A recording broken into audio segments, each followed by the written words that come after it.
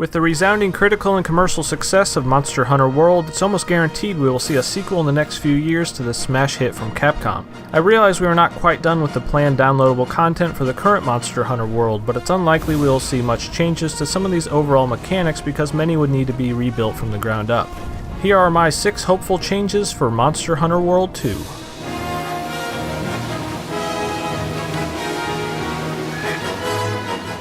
The current investigation system is decent, but not without its flaws and shortcomings. First off, let's get rid of the way in which you get investigations, where in the endgame it really just comes down to wandering around maps, gathering tracks, and crossing your fingers.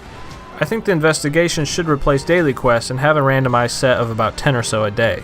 The current modifiers to investigations are very lacking, and I would love to see a few more parameters to help diversify these quests. Think the Skulls system from Halo, but even more involved and dynamic. Maybe you find an investigation where you fight an Anjanath that does ice damage, or all small creatures will swarm you during the hunts, or a grounded Rathalos that has double HP. With enough interesting modifiers in place, investigations could start an entire sub-community all about the sharing and tackling of these unique modified quests that would better provide a fun, endless hunting alternative compared to the current system that really only functions off a few basic parameters, like time restrictions, player count, and number of feints. Investigations were a good first step in providing everyone with an infinite amount of content to tackle, but instead of it being mostly endless recycled content, I would love for Investigations 2.0 to be endless dynamic content that shakes up the way you need to tackle each hunt.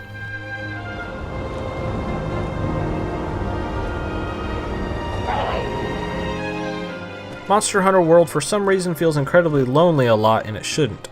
With this larger lobby system compared to the older games, you would think many more people would be grouping up in town, but overload us humans with too many options, and we'll often take the path of least resistance, and many hunters opt to just go it alone rather than bother finding a group.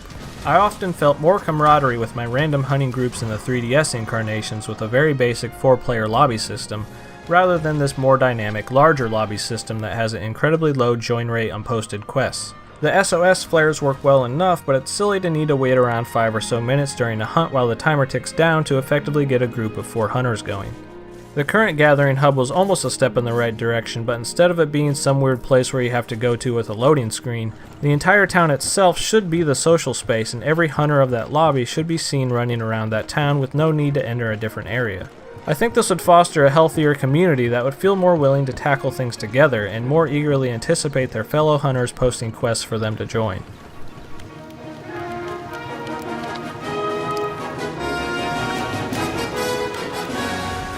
Monster Hunter World, I feel, has the complicated, nuanced weapons mostly all covered, but let's say you're the type of player who doesn't want to micromanage files, heat gauges, essence buffs, and just wants a more visceral weapon focusing on the core of combat itself. For this type of player, you really only have the sword and shield and possibly the longsword to fulfill this simplified type of playstyle. I think the next added weapon, instead of going bonkers with its complexity, just add one more core basic weapon into the mix that's either more combo focused or more spacing reliant. I would love to see either a two-handed scythe type weapon, a thrusting focused spear, or possibly a traditional two-handed great axe. I think any one of those weapons playstyles would be a welcome addition to the currently stacked unique weapon arsenal.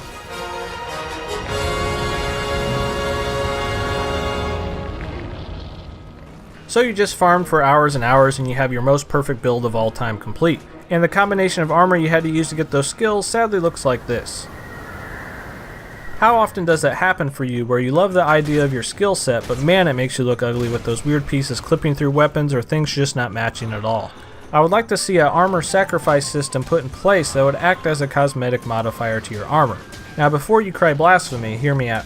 Obviously it can't be too easy to make things look the way you want, or it would ruin part of the core of the game itself, but let's say you craft a really cool chest piece from a difficult monster. Well, with this system you could sacrifice that crafted armor, it would then be destroyed, and that skin can then one time be used applied to any one other chest piece.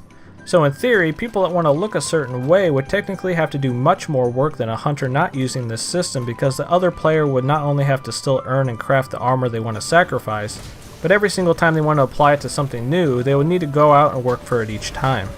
You've already proven your worth to get that armor piece, why shouldn't you be able to sacrifice it to one-time use, apply it to something else, so you don't have to look so silly in a game all about looking so cool?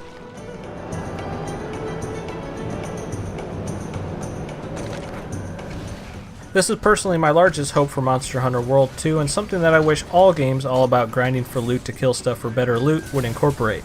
I would love for there to be an endgame ultra boss that is not even accessible after hundreds and hundreds of hours of gameplay. That carrot on the stick to make all those repeat hunts over and over for increasing your hunter rank all the worthwhile, and by the time you actually can even challenge this thing, you better hope your build is perfect, your skills honed, and your team synergized, because this thing is so challenging. It will start to form online theories and myths on forums and in videos of people even challenging this thing, and tactics starting to form through speculation. Something so difficult and elusive that even after a month after release, you can't even find online evidence of anyone actually beating it yet. Now this is a much different scale comparison, but I really like the concept of the Adamantoise fight in Final Fantasy XV. The actual fight itself was garbage, but I liked how any average Joe could be satisfied and get the end credits of the game, but just in case you wanted to go that extra mile and do every side thing in the game, the Adamantoise boss was set in place to turn what was otherwise optional side content into worthwhile progression to better yourself for this fight. I would love something like this added into Monster Hunter World 2 because I often find it hard to stay motivated doing these same difficulty fights over and over with no real end goal in sight as to why I should be min-maxing my build. One super ultra boss taunting you in the endgame would make all your progression feel like you're building towards something instead of playing endlessly until you run out of steam or get unmotivated.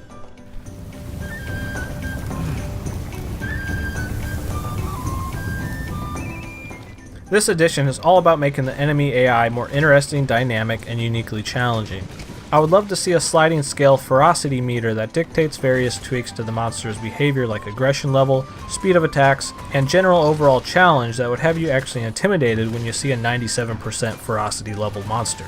They were on the right track with what they did with Diablos and Black Diablos, where the harder version would actually do the same attacks, but with different and more difficult timing to his attacks to throw off Hunter's abilities to perfectly memorize his attack timings. This ferocity meter could feed into my Investigations 2.0 system that I talked about earlier, and be yet another interesting modifier that helps shake up the formula on how you tackle these unique fights, and better keep you on your toes for hundreds and hundreds of hours instead of feeling like you're just going through the motions of many of these encounters at a certain level. Monster Hunter World is currently my favorite game of the year so far and is an incredible step for the franchise. When you enjoy something so much, however, you can't help but see the features that are not quite there yet, and with just a few tweaks, make the game fun for hundreds of more hours for yourself and your fellow hunting companions. So what do you guys think of these changes? Are they dumb? Are they unrealistic? Well, let me know your one feature you would like to have tweaked or overhauled in Monster Hunter World 2 and we can talk it over. This has been Deadite from Boomstick Gaming, and thanks for watching.